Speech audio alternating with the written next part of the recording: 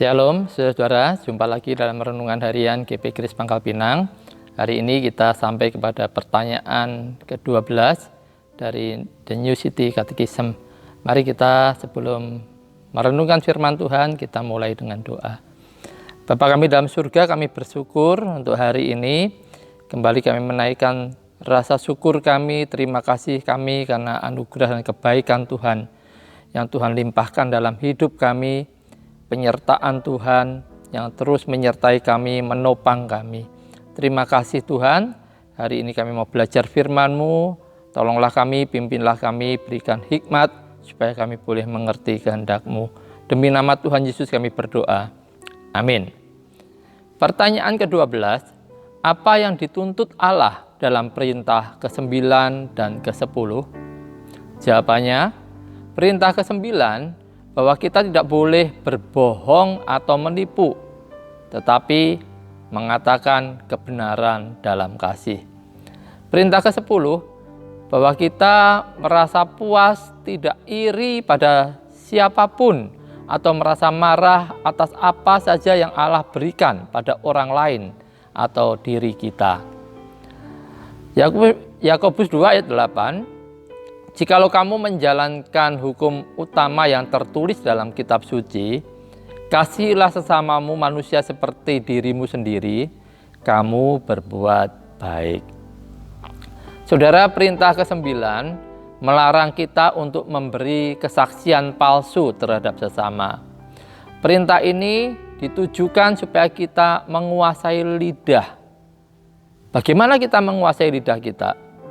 Menguasai lidah dengan kebenaran. Berarti kita mengajarkan untuk memadamkan kepalsuan dan menghentikan kebohongan, fitnah, dan lain sebagainya yang bersifat jahat. Implikasi positifnya, kita harus mengatakan yang baik, jujur, dan benar. Termasuk berhati-hati dalam menutupi kelemahan dan juga menjaga nama baik orang lain. Sedangkan perintah yang ke-10, janganlah kamu mengingini atau iri hati terhadap sesamamu.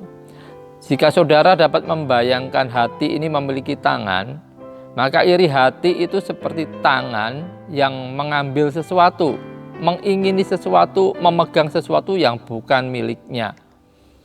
Karena itu kita tidak boleh mengingini apapun yang menjadi milik orang lain.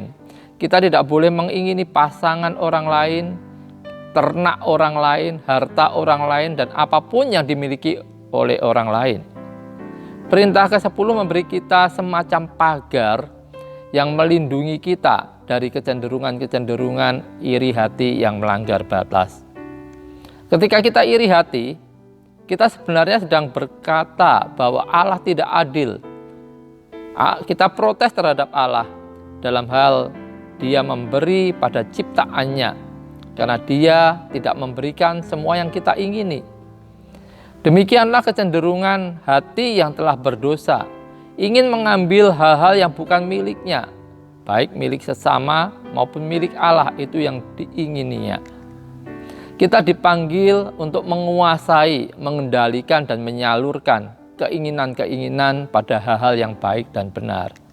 Kita dipanggil untuk menikmati segala sesuatu yang Allah telah berikan pada kita. Kita dipanggil untuk merasa puas, mengucap syukur dengan cara Allah ketika Dia membagi-bagikan berkat-Nya dengan caranya memerintah dunia ini.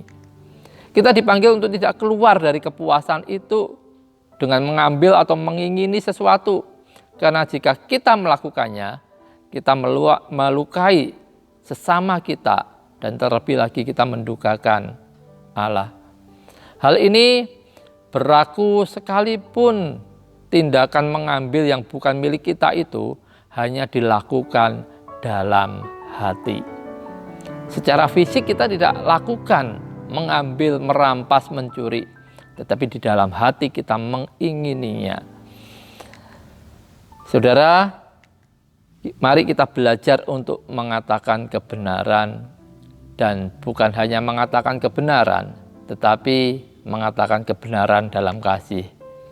Kita juga mau belajar untuk mewaspadai pikiran atau keinginan kita dari segala nafsu, ketamakan, kejahatan. Kiranya ini boleh mendorong kita untuk dapat melakukan perintah ke-9 dan ke-10 dengan sebaik-baiknya. Tuhan Yesus memberkati, sampai jumpa lagi.